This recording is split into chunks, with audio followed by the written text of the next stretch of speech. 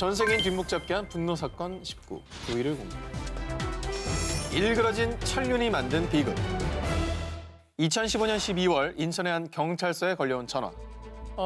여기 프리한 슈퍼인데요. 6살쯤 보이는 아이가 맨발로 혼자 와서 집도 모른다고 하네.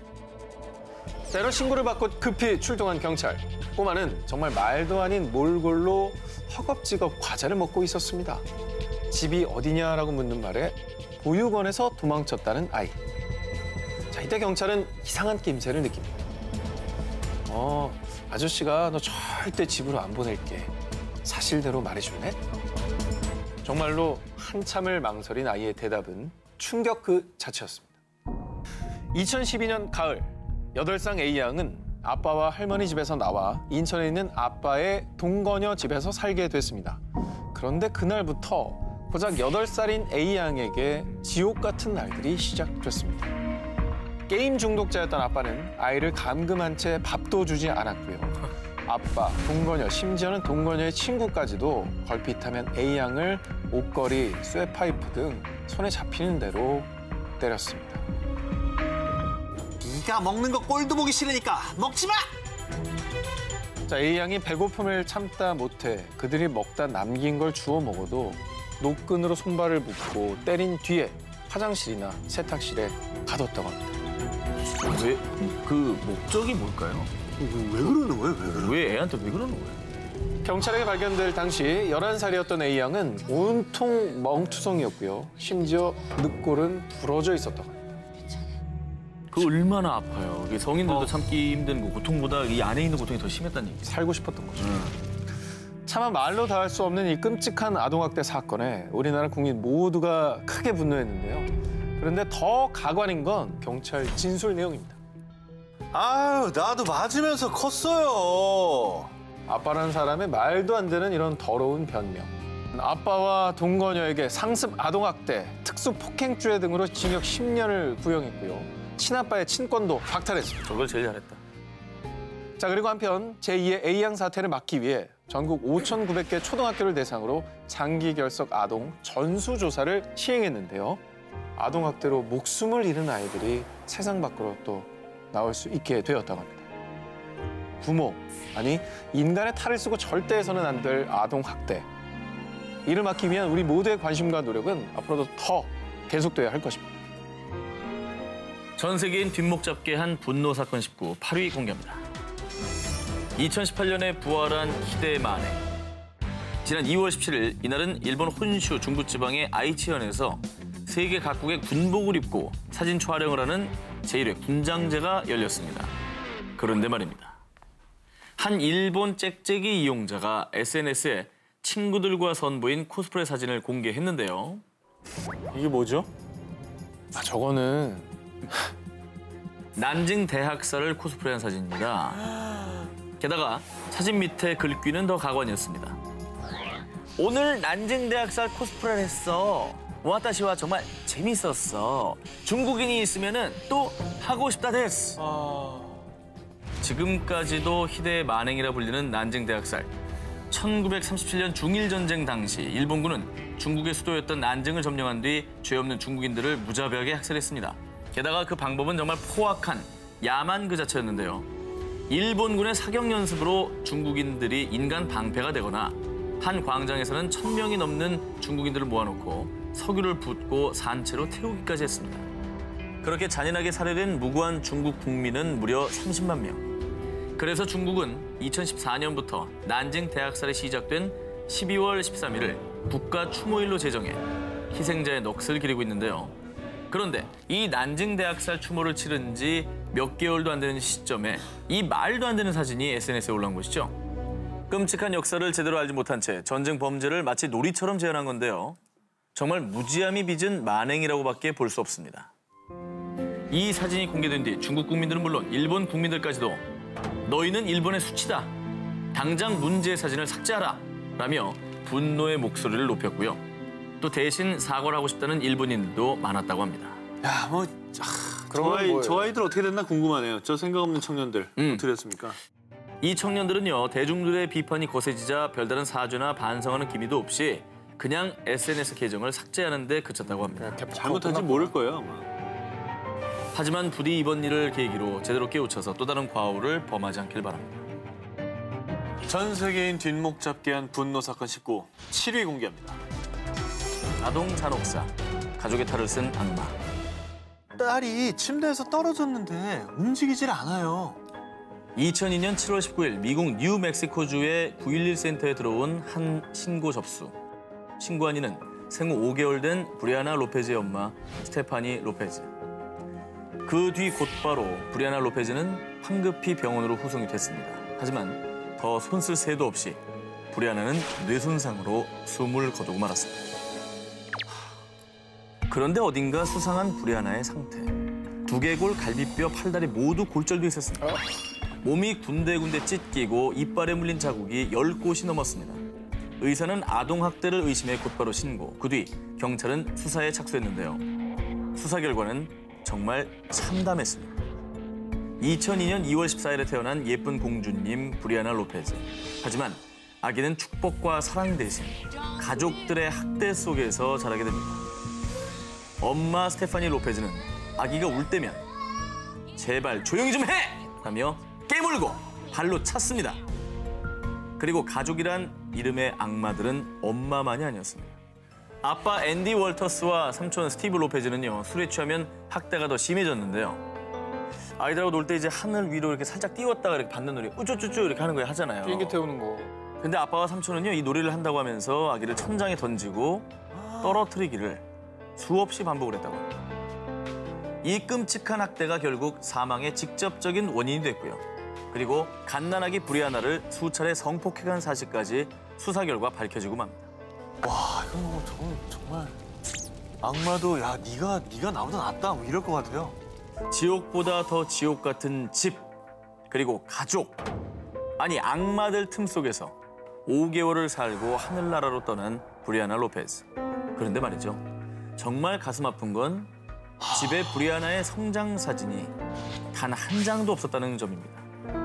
아, 이 사진은 뭐예요, 그러면? 지금 보시는 것처럼 아기가 잠자고 있는 예쁜 사진. 사람들이 부검전 사진을 보정해서 올려놓은 거라고 합니다. 그런데 이후에 미국 국민들의 분노를 더 산 거는요, 가족들에게 내려진 말도 안 되는 처벌입니다. 엄마는 학대 방관 혐의로 27년형. 게다가 2016년에는 가석방이 됐습니다. 아빠와 삼촌은 학대 및 성폭행 등으로 각각 고작 63년, 57년형이 선고됐다고 합니다. 미국이라고 하면 저 정도가 처벌이 내려서 570년 뭐 이렇게 나와야 되는 거 아닌가요? 역시나 이에 미국 국민들도 크게 분노하고 있는데요.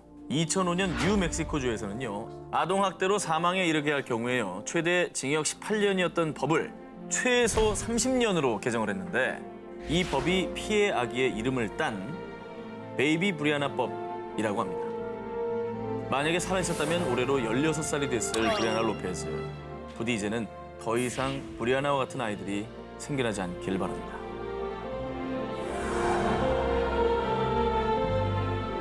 전 세계인의 뒷목을 잡게 한 분노 사건 19, 6위 공개합니다. 헝가리 기자가 걷어찬 희망. 유혈 사태로 파괴된 도시 시리아. 시리아는 2011년부터 지금까지 계속된 내전으로 인구의 절반이 난민 신세로 전락했습니다. 그런데 거기서 어딜 기어들어오는 거야? 세르비아에서 헝가리로 국경을 넘으려던 난민들은 그들을 막으려는 경찰들에게 저지당했고요. 한편 세계 각국의 기자들은 이 참혹한 모습을 카메라에 담고 있었습니다. 독일 알방송사의 기자 슈테판 리히터 역시 마찬가지였는데요. 그런데 충격적인 장면을 발견하게 됩니다. 바로 난민들의 참상을 담기 위해 현장에 있던 헝가리 한 기자가 경찰을 피해 달아나는 난민 부자에게 고의로 다리를 걸어 넘어뜨리는 장면이었던 겁니다. 야, 이거 너무 황당한 일인데? 저 뭐야, 저렇게 거기에 여자아이의 다리를 걷어차기까지 했습니다. 취재 왜 간 거예요? 뭐 실수로 다리가 걸렸다고 말할 수가 없어요. 지금 저 장면들을 보면 일부러 다리를 건 거고. 저 영상 속의 주인공은요, 헝가리 기자 페트라 라슬로. 그녀의 비상식적인 행동을 용납할 수 없었던 슈테판 기자는 약 20초 분량의 영상을 SNS에 게재. 영상을 본 세계 각국의 네티즌들은 기자의 악행에 크게 분노했습니다. 이렇게 논란이 거세지자 페트라 라슬로 기자는 갑자기 수백 명의 난민이 달려들었어요. 정당방위였어요. 라며 말도 안 되는 억지 변명과 함께요. 역으로 자신이 발을 걸어 넘어뜨린 난민 부자와 영상을 퍼뜨린 얼굴책 사이트까지 고소하겠다고 나섰습니다. 반성을 하긴커녕 더 뻔뻔한 모습으로 나오는 그녀를 두고 논란이 점점 거세지자 페트라 라슬로 기자가 재직 중이던 헝가리의 N방송사는 그녀를 해고했습니다. 이후 헝가리 법원에서도 법정에선 그녀에게 사회적 규범에 어긋나는 행동이라는 판결과 함께 보호관찰 3년을 처분해 그녀의 악행을 심판했습니다.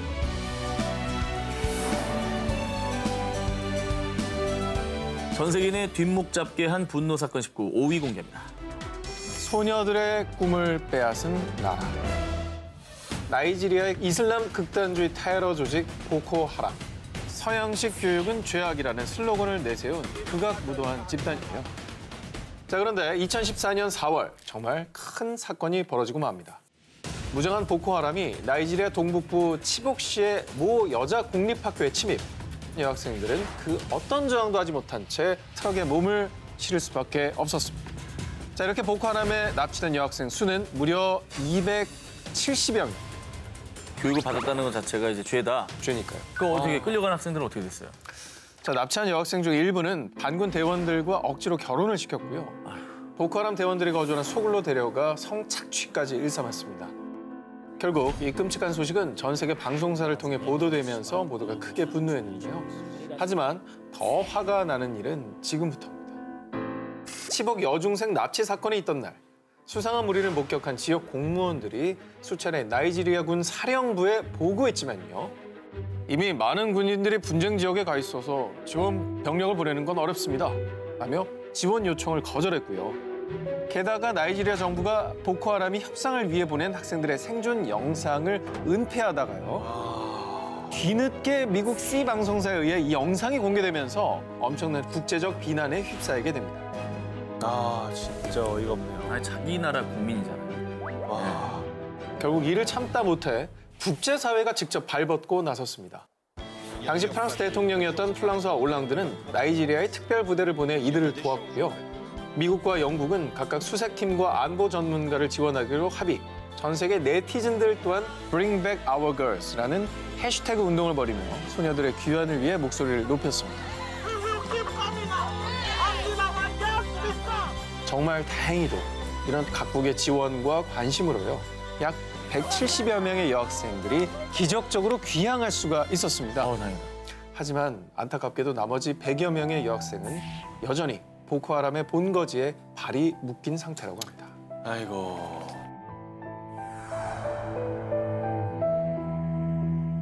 전 세계인 뒷목 잡게 한 분노 사건 19 4위 공개합니다. 사우디 공주의 상상 초월 갑질. 2016년 9월 프랑스 대표 부촌으로 불리는 파리의 에비뉴 포슈. 사우디아라비아의 살만 공주는 프랑스에 방문할 때마다 아지트 같은 자신의 아파트에 머물렀는데요. 그러던 어느 날 아파트의 방 벽면에 균열이 생긴 것을 보고 수리공을 부르게 됩니다. 그런데 찰칵, 찰칵, 찰칵, 찰칵. 너 지금 내 집 찍는 거야? 너 언론사에 팔려는 거지? 어? 저 수리 잘 됐나? 그 체크 한번 하고 있는 거. 시끄러! 저 자식 가만두지 마! 가만두지 마라!